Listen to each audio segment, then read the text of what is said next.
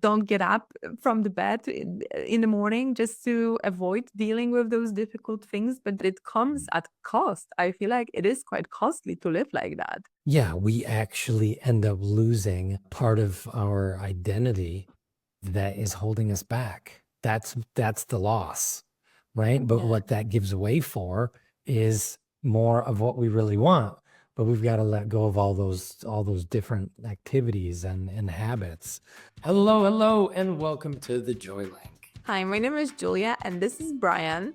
And every week we meet to talk about topics in three different areas. And those areas are Health, wealth, and relationships, all around joy. because when you look at it, those are three things that you always want in life. That's it, nothing else. It's that simple.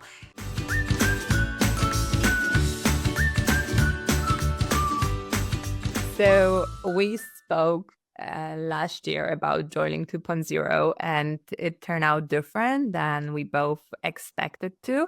And we both decided that the word doesn't need more research-based podcast, but it needs more of authentic connection. Because to be honest, I want to like get off my shoulders the pressure of being expert at everything, because I am not and I don't want to be. But I am definitely a very joyful person and I can find joy in everything. And what I love about myself the most is like even when the situations are not according to the plan, I can make fun of it. So this podcast will be a little bit more about our experiences on various topics. Yes, and more organic. And like Julia said, more authentic. And so we really stepped into a new concept of JoyLink 2.0 with this iteration. Yeah, it's going to be more us and more fun and more light and free and organic and more of a conversation and less structured and, presentations. And like Julia said, trying to be experts on everything can be a bit, Draining, overwhelming. Yes. Yeah, it can be heavier than joyful. So we are going to approach this 2.0 with a whole new perspective. And it starts with this episode on scarcity.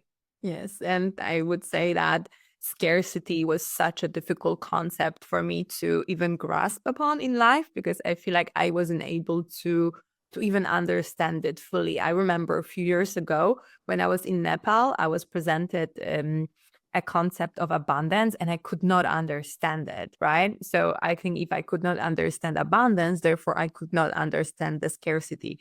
But basically, scarcity in the simple terms is the belief that there is not enough, that resources such as time and money and everything else that you can think of are limited. Right. Do you have similar definition or yes? Yes, there are things that are very, very limited. And I see many uses for the concept, just not an overall, this is how we live our life concept. Right. So, yeah, some things are limited. Like there's only a certain amount of limited shoes that are made. And oh my goodness, right. You can use that concept for sales of items, right. To bring in scarcity to drive awareness, exposure, sales, that kind of thing. Yet having that concept ingrained in other areas of life can get into unhealthy aspects coming through. Yeah, I see it very prevalent in the Western culture, right? Scarcity is really ingrained. So things are a race, right? You're racing against time, you're racing against the competition with others. There's only one position at work and everybody wants it, right? It's Yeah. and even around money and relationships. And in the Eastern culture, like you had said in your experience in Nepal, it's just not the same. It's not the same, right? It's more relaxed. There's an understanding underlying all culture itself, life itself, that life is abundant and we can bring in Yeah. whatever we want. So, Exactly. And I feel like scarcity is such a mindset error, I would say, or mindset programming, because there's this voice in our head that it's from one side is saying to us that we're not good enough to do something, and from another side is saying that, oh, we are great.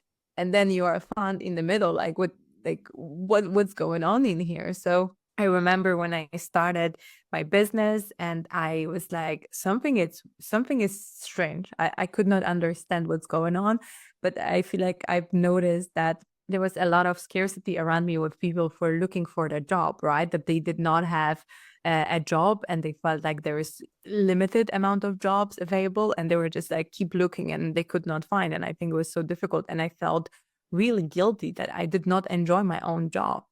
I did not enjoy my own job because all I wanted is to have my own business. And then I felt like ungrateful, right? And because of that, when I work more on my business, I felt like there won't be enough clients for me, right? That there, if I will niche down, if I will choose to focus on special group of people, then there won't be enough people, right?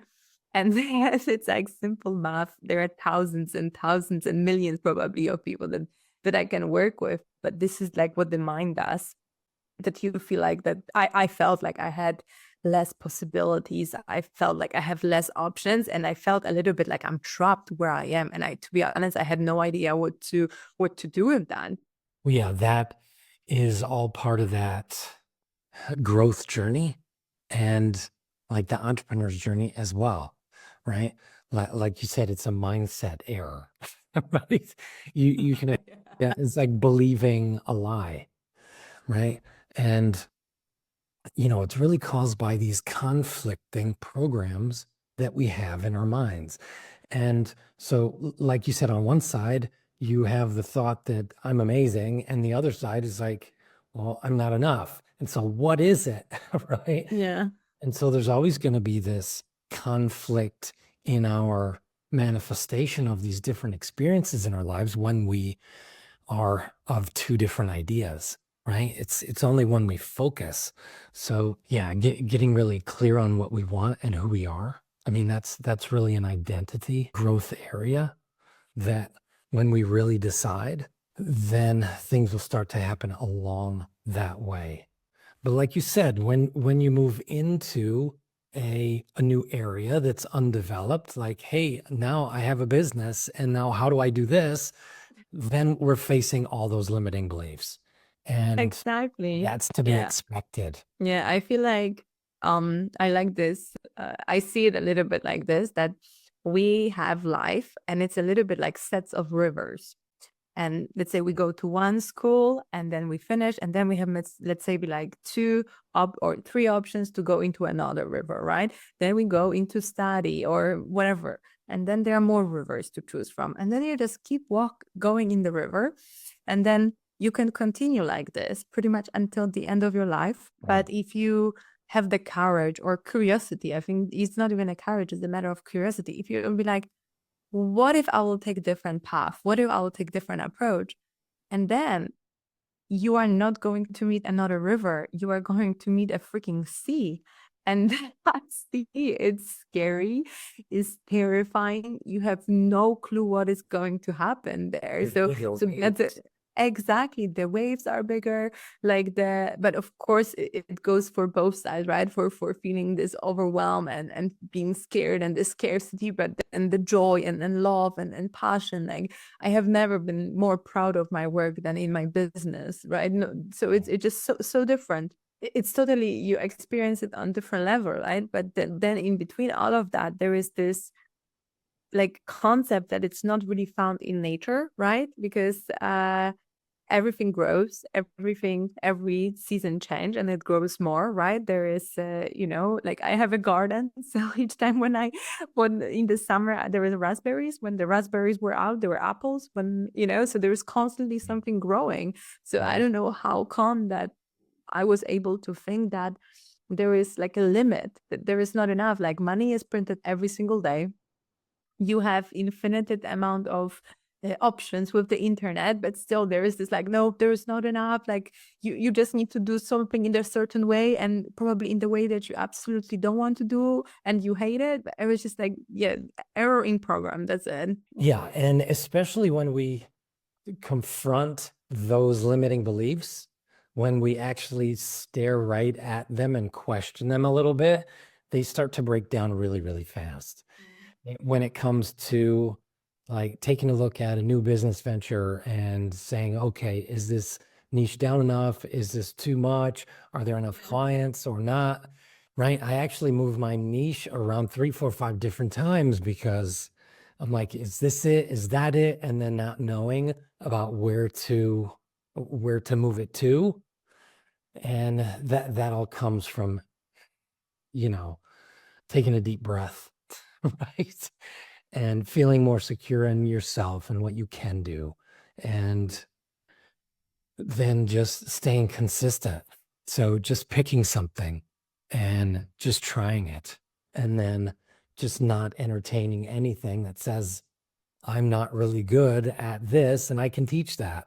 And just going out and doing it, right? Going out testing the market versus sitting in a spin, right? I'd rather go out and do it and show myself, okay, is this it? Is that it?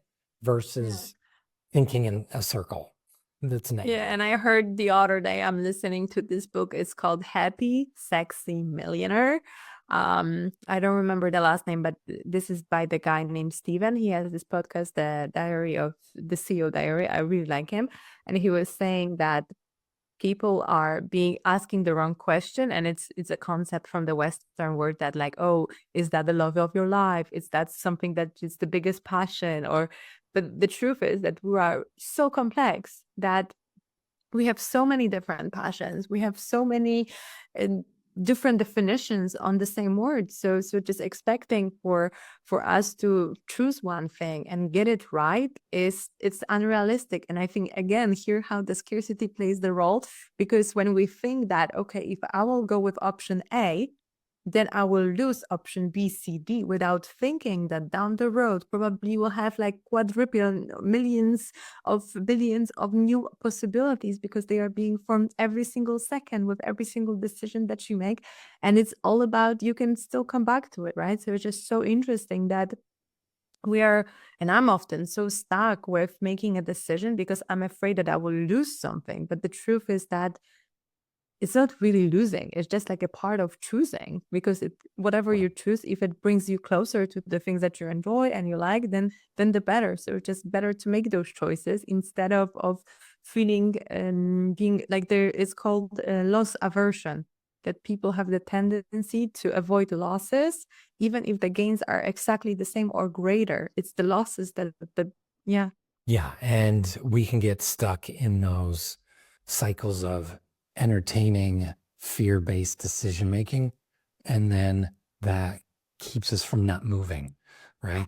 Anywhere there's expansion, like that's the point, and I move into it, no matter how scary it is. And when it's like I always have this question that comes up around these big decisions, and is it scary? Is it new? Is it exciting? Like, is there some energy in my belt like butterflies? Well, then that's where the growth is, right? Is there anxiety around this choice? Well, then good, right? I want to be getting into new exploratory areas because then that's where the learning is. It's full of growth pains and growing pains, but that is where I want to be moving into. But this is like It's not the road most traveled. no, no shit, Sherlock. It's no, because for me, it's like I feel like my anxiety comes with the sweat. So literally, like I cannot wear some clothing because it will reflect it. I stopped drinking coffee. Like Right. I don't know. For me, I need like a special clothing options for that, because like, and I absolutely, yeah, I had the other week conversation with my business mentor that I'm like, keep waiting for things to change. But the truth is that when you are going for this path less traveled and you constantly challenging yourself, then the things are changing all the time. And I think it's Abraham Hicks that is saying it, that you want to go 100 miles an hour, not 10 miles an hour in life, but just remove the trees, right? So the scarcity mindset is the tree, that it's better to remove it. And actually, this year I looked into my goals, And I was like, okay, in my business, all right, we're talking about 10x growth. And I'm really excited about it. And I'm ready. I can feel it that I'm ready. But I was like, okay, I can think that I have a good mindset because probably partially I do. But I was like, for the place where I want to be, I know that I need the support. I know that I need a network. So I've decided to start working with a mindset coach just to support that because I know that the things are coming up and there is I don't know, like this is amazing that we have so many different ways to screw ourselves over.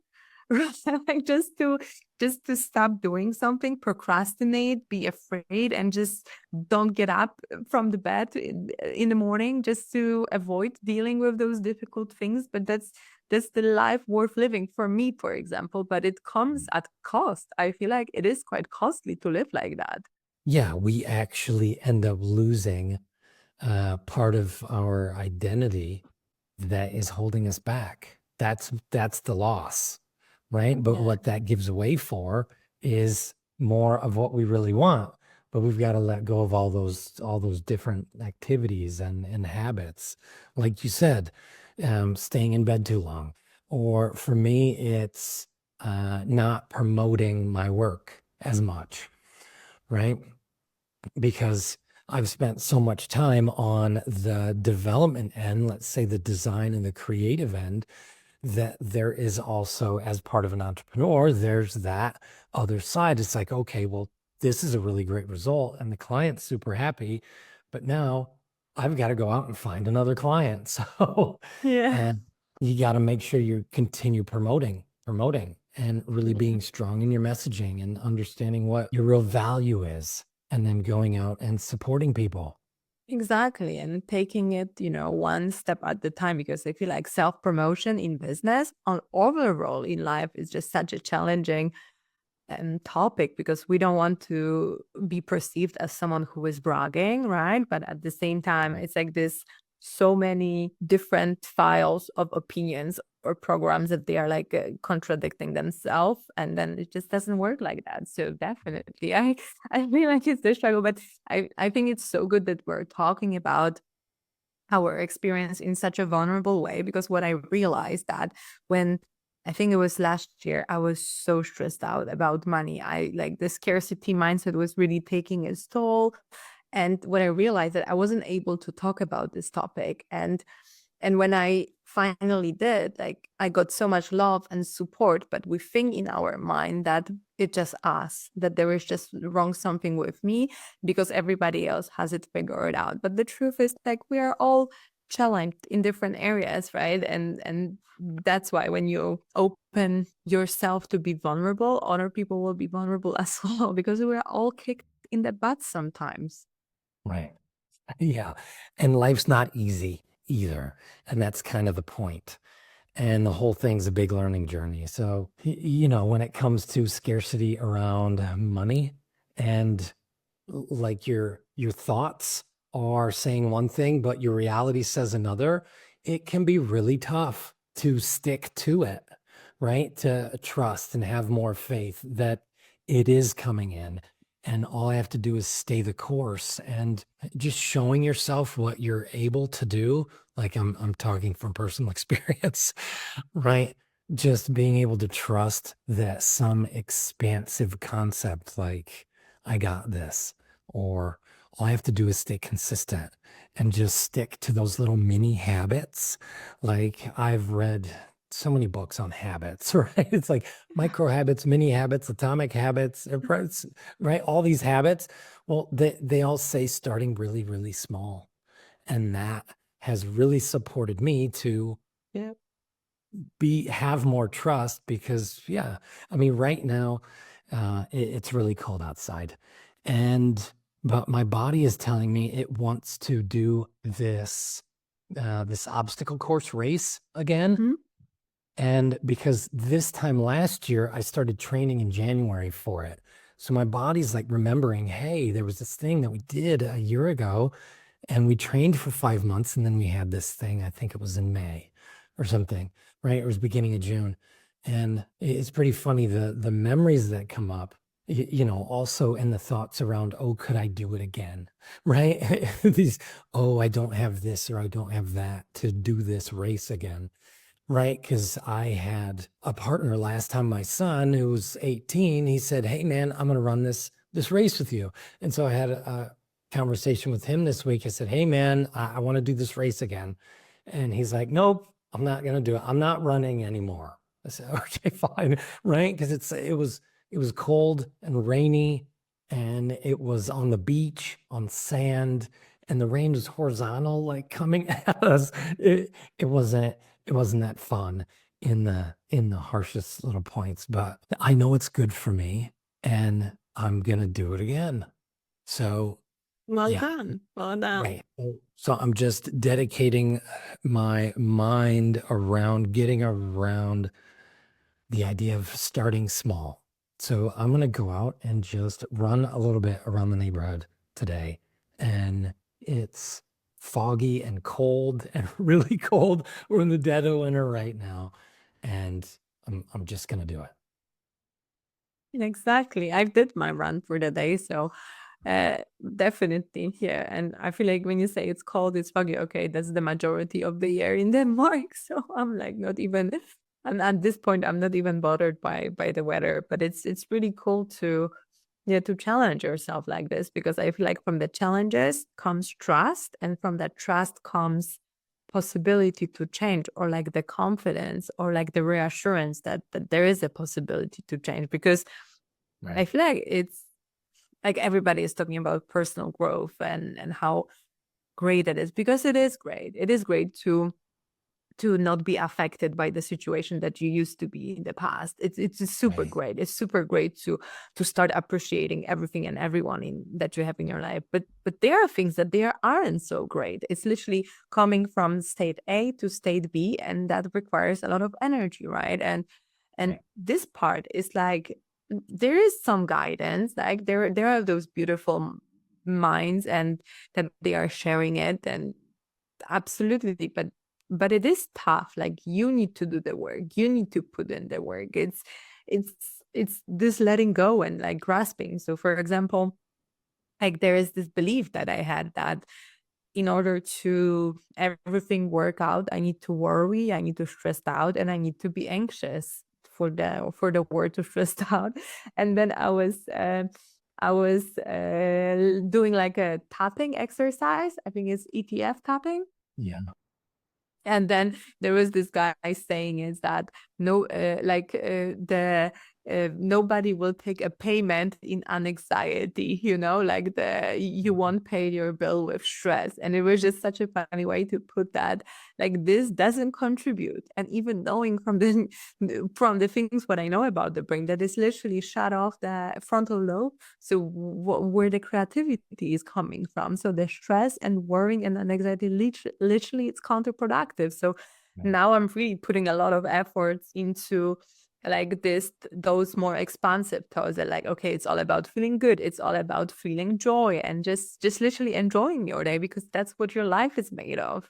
Right. Otherwise, like, what's the point? Like, I don't want to spend my, I don't know, reflect on my year, and I'm like, oh, I was so stressed out and worrying myself sick to my stomach. Like, I don't Right. want that, and I don't have to live that way either. And this is such a beautiful part about the personal growth, that you can choose, and this is the liberating part. I think the other 70% pretty much sucks, but it's okay. Yeah, the choice can be easy. It's the work that goes along with it. That's some of the hard part, right? Yeah. Because we can always change our choices, yet showing ourselves the actions that yes, we do want this. It's important enough to us. So yeah, that's the me working out in the mornings, like before noon. I make sure I get in like 100 push-ups, uh, what is it, 20 pull-ups, it's like 60 sit-ups and like 100 mountain climbers and what else?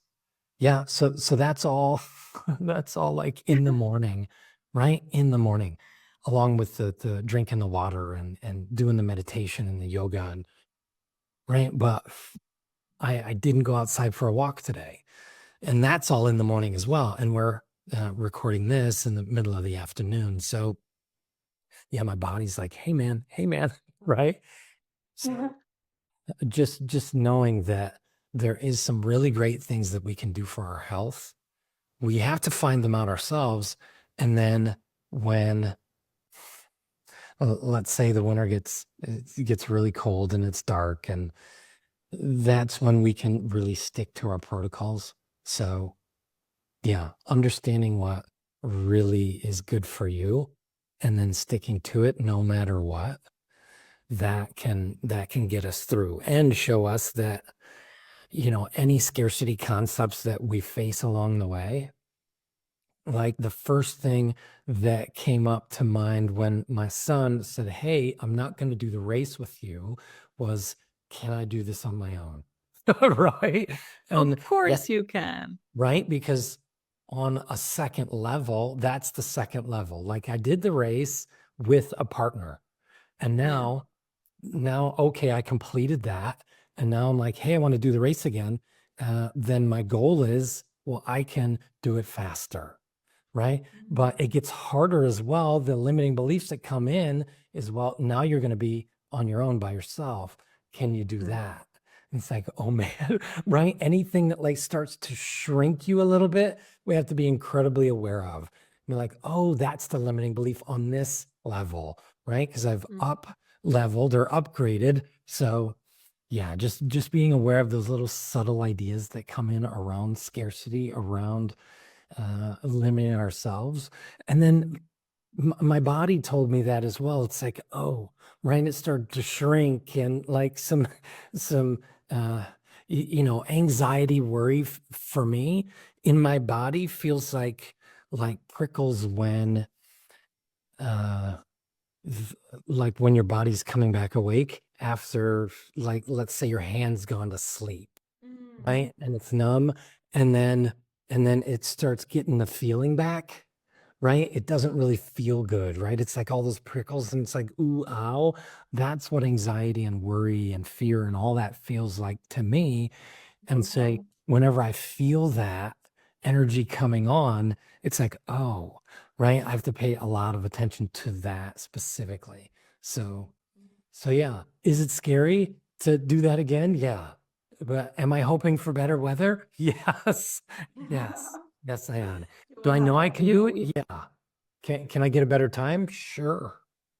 Right. And so Exactly. Yeah. this will all support my health in the long run. So I'm gonna do it. I'm gonna do it. Yeah, and it's also, yeah, I like it that when we are trying to do something or when we are pursuing to do something that is different to the things that we have done before, then I like to look at the beliefs, which is the things that we have in our mind, that they are like a little bit files in our drawer of the mind. And then when you pull out that drawer, you have several hundred of these files. It depends. And then over the time, when we introduce a new concept, we will have more files. So for example, let's say money scarcity. For me, it's like, okay, there is not enough, or I won't have enough, and so on. But then I did not know what is my financial situation because I did not track, I did not put any like money dates into it. So I had no idea, like, what is my debt? What is the interest that I'm paying? What's going on? I was just so terrified to look at it. There is this money personality called avoider, and that's me. So I was just so terrified to look at it.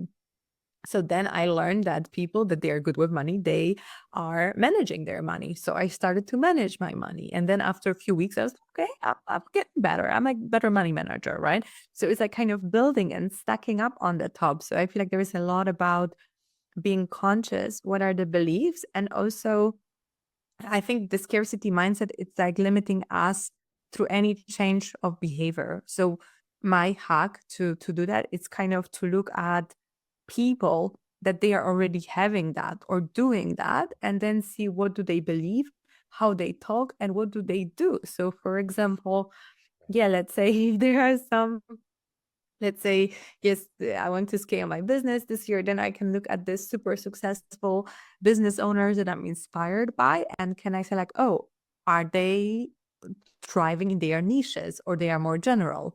Usually majority of them have a niche. Okay, therefore I can scale down, right? Then you can look with running that, okay, what a person that runs this race faster, what do they do in their on their daily, weekly, and monthly basis? So that's the beautiful part of neuroplasticity and neuro mirroring concept, that we can literally just mimic other people's behavior or surround ourselves by other people that they are already doing it, and then that will make things easier, and therefore your like scarcity mindset will be confronted. Because I remember each time when I was talking with my business mentor, and she's extremely successful, about some of my limiting beliefs, she never entertained the thought in the way how I would, right? It was always like, what's the problem in here? Like, I don't get it, I don't see it the way how you are seeing it. And it was just so eye-opening just to see how other people are like thinking about the concept that they're difficult for you. It's just so eye-opening. So I feel like one of the ways how I work with my scarcity mindset, because it's the lifelong journey I see. So it's about exposing myself to people that they think differently. Right. Yeah, people that have gone past where we are with this certain mindset and tuning more into that than where we are right now, and then we can grow. And there's knowledge everywhere on the internet now, so we can find any sort of master out there in any sort of topic and area. So that's become really, really easy. Now, still, the scary part of that journey is, am I strong enough to actually face this thing head on? And yeah, you can make a choice, but then you've got to act on the choice. And that's when it gets really scary. Like, okay, uh, I'm going to sit down and write down all my limiting beliefs around my health, my relationships, my wealth, whatever it is, really confront all those programs that are in there, all those files in the file cabinets around that idea, and then decide to let go of things. Exactly. And when I think about it, like I get a lot of compliments that people are saying like, wow, Julia, you are really brave, or you have the courage to do this and that. And thank you. But majority of the time I'm like terrified. It's Right. like there are times that I don't sleep at night because of my choices. There are times that I need to, not anymore, because now I have more tools to regulate, to deal with that fear. Because otherwise, if I would have the capacity to deal with my fear like in 5 or 7 years ago, I would, I don't know, nervous breakdown, nervous breakdown immediately. But it's Right. like, and many people, they are scared majority of the time, because every single time when you do something new, like every single time, like when you put yourself out there into the world, it's scary. But there is one more thing that terrifies me more. It's like living the life and not knowing what the potential I got, not knowing not opening the gifts that I received. And Right. this is scary. And also, I've been born in Poland. I had a chance to travel the world. I had a possibility to speak several languages, which is something that I'll be grateful for my entire life. And therefore, I have the privilege to explore and to see who I can become. If I will put aside the fear, if I will put aside the comfort, and I know that not everyone has this privilege. And I do believe that if you are listening to it right now, then you probably have it as well. Then use your gifts and use your chances, and the fear will stop being relevant. Right. Yeah, it's the scarcity mindset is connected to fear itself. I Yeah. mean, it is there to bring up worry and anxiety and get you into a state of urgency and action. And not everything in life needs that needs that type of energy attached to it, especially when it comes to money or relationships. Oh, should I send this text or not? Or, oh, I haven't talked to this person or this client enough. And right. Yeah. It's when we're in that state of flow, right, with everything around us, that's when life is really gonna just relax and open up and give us that experience that we're really let's say, wanting to create. But that's not from, like you said, who said you can't pay your bills with anxiety and worry and all that. You can't, right? Exactly. You, Yeah, I you feel can take years off your life that way. yeah. And I think that's the biggest hack for happy life. Just chill the fuck out. If I would Isn't it? Right? Yeah, and trust yourself. Trust yourself that you yeah, got this no matter what. And then you can just yeah. relax. Right? Exactly.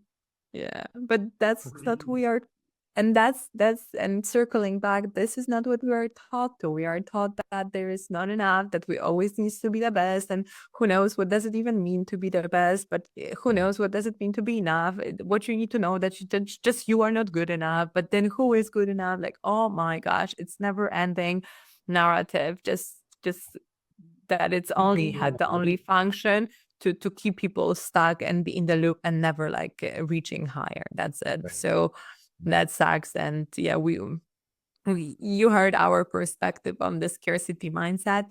It's a part of life. Probably Yeah. it has this function to just know the contrast, but it's not fun to deal with that. And if you are dealing with it at the moment, I'm sending you my love and compassion. Like I know that it sucks, but also I know it gets better.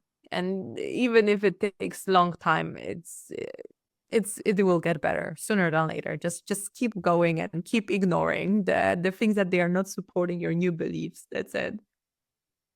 Yeah, and there are enough examples of amazing people out there that have gone through and achieved what you're looking to do, right? And it's like once Julie and I decided, hey, we're going to do a podcast, I looked and there were so many podcasts, right? So there's a lot of people speaking out about every single thing under the sun in combinations with other things. And so there's always someone that you can look to if it is outside of yourself for loving, compassion, support, and the like ideal of what you want to move towards. And you can just tune into their energy more and more, and then that will become more part of your life. And so, yeah, Julie and I are always looking to better ourselves and better the quality of our podcasts and our products and services and just being better humans as well. So we're on that journey every day. We're reading books, we're working on our health, our relationships, our wealth stories as well, and digging out those limiting beliefs and doing our best to face them and reprogram them. And that's that, and facing the hard work along the way. And Yeah, and yeah, it can be there in time. yeah, and you are all more than welcome to listen in to our stories and to our takes on certain situations. And thank you so much for today. And if you would like to hang out, we will go live on Thursday at 7 p.m. And we are looking forward to see you there. And if you would like to share what's your take on scarcity mindset or maybe your scarcity story that you overcome in the certain area, just please share. You can write in the comment or message one of us on Instagram or Facebook. Yeah, it'd be great to hear from you and just to let us know that our message is being heard and that you know, any ideas that got some inspiration from, definitely let us know and let us know where you are in your scarcity journey as well towards abundance. And it'd be great to hear from you. So yeah, Thank you for being here. and we'll see you on the next one. Bye. Bye.